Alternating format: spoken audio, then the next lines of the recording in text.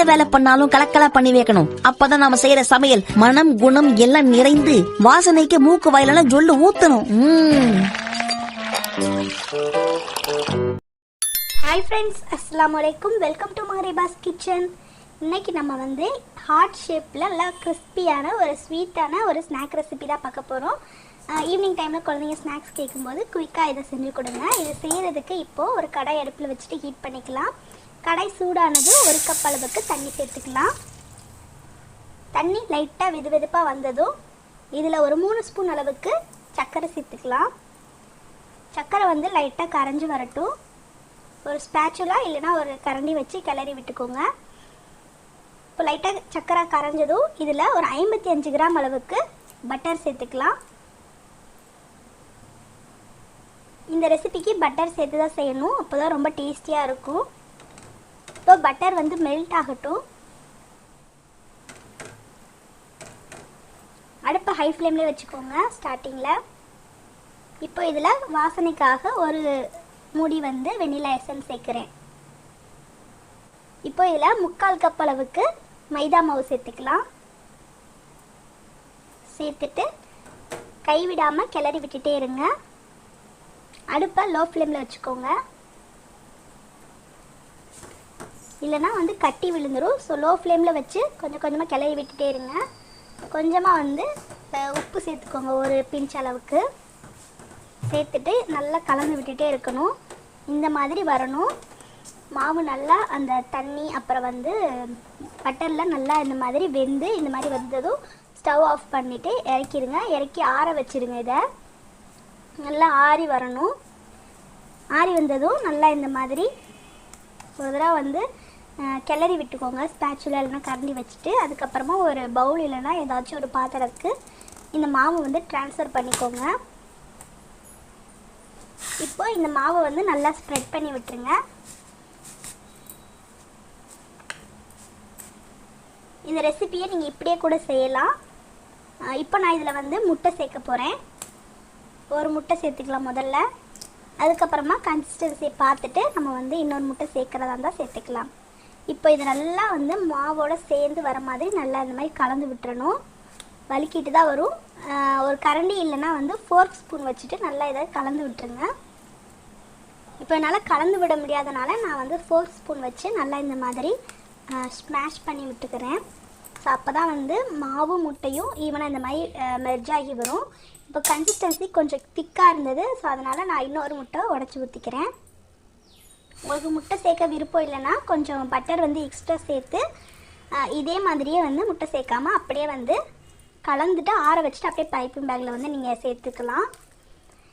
இப்போ நல்லா இந்த மாதிரி ஃபோர்க் ஸ்பூன் வச்சு கலந்துட்டு அப்படியே ஸ்பேச்சுலா இல்லைனா ஒரு கரண்டி வச்சு கலந்தோம்னா இந்த மாதிரி கன்சிஸ்டன்சிக்கு வரும். ஸோ இது ஓகே நமக்கு. இப்போ இந்த மாதிரி ஒரு நான் வந்து படி வச்சுருக்கேன். கிளாஸ் இல்லைன்னா ஏதாச்சும் ஒன்று எடுத்துக்கோங்க. ஸோ இதில் வந்து நான் ஸ்டார் நாசில் போட்டு பைப்பிங் பேக் எடுத்திருக்கேன். ஸோ பைப்பிங் பேக் யூஸ் பண்ணாமலும் எப்படி வந்து இந்த ரெசிபி செய்கிறதுன்றதையும் நான் உங்களுக்கு சொல்கிறேன். இப்போ பைப்பிங் பேக்கை ஃபிக்ஸ் பண்ணியாச்சு.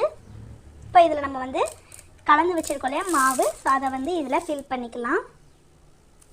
ரொம்ப அதிகமாக ஃபில் பண்ணிடாதீங்க. பைப்பிங் பேக் வந்து கிராக் விழுந்துடும், ஓட்டையாயிரும். ஸோ அப்புறம் எல்லா இடத்துலையும் வந்து லீக்கேஜ் ஆக ஆரம்பிச்சிடும். இப்போ நம்ம வந்து பைப்பிங் பேக்கில் இந்த மாவை வந்து ஃபில் பண்ணியாச்சு. இது எப்படி வரும்ன்றதையும் நான் உங்களுக்கு காட்டுறேன். நான் இன்றைக்கி யூஸ் பண்ணியிருக்கிறது வந்து ஹோம்மேட் நாசில் தான் யூஸ் பண்ணியிருக்கேன். ஸோ அதை நான் வந்து இன்னொரு வீடியோவில் உங்களுக்கு நான் வந்து போஸ்ட் பண்ணுறேன். இப்போ மறுபடியும் ஒரு கடாய் வச்சுட்டு சூடு பண்ணிக்கலாம். கடாய் நல்லா சூடானதும் பொரிக்கிறதுக்கு தேவையான அளவு எண்ணெய் சேர்த்துக்கோங்க. இந்த சைடு வந்து எண்ணெய் நல்லா சூடாகிட்டு இருக்கட்டும். இந்த சைடு வந்து நம்ம என்ன பண்ணணும்னா முறுக்குக்கெல்லாம் நம்ம இந்த மாதிரி வந்து அரிகரண்டி வச்சு அதுக்கு பின்னாடி வந்து எண்ணெய் தடவி வச்சுருப்போல, அது அதே மெத்தட் தான். ஸோ அதில் வந்து இந்த பைப்பிங் பேக்கில் இருக்க அந்த ஃபில்லிங்கை வந்து நான் ஹார்ட் ஷேப்பில் வந்து போட்டு எடுத்திருக்கேன். ஸோ இதே மாதிரி உங்களுக்கு வந்து எந்த ஷேப்பில் வேணுமோ அந்த ஷேப்பில் நீங்கள் போட்டுக்கலாம். ஸோ எக்ஸாக்டான ஹார்ட் ஷேப் வந்துருக்கான்றதை மறக்காமல் கமெண்ட்ஸில் சொல்லுங்கள். இப்போ இதை எண்ணெயில் சேர்த்துடலாம். சேர்த்துட்டு 2 சைடும் நல்லா வந்து கோல்டன் ப்ரௌன் கலரில் இது வந்து பொரிஞ்சு வரட்டும். ரொம்ப குயிக்காக செஞ்சிடலாம். குழந்தைங்களுக்கு ரொம்ப பிடிச்ச மாதிரியான ஒரு ஸ்நாக் ரெசிபியாக இருக்கும். இப்போ 2 சைடும் நல்லா இது வெந்து வந்துருச்சு, நல்லா கோல்டன் ப்ரௌன் கலரில் இருக்குது. அப்படியே வந்து எடுத்துருங்க.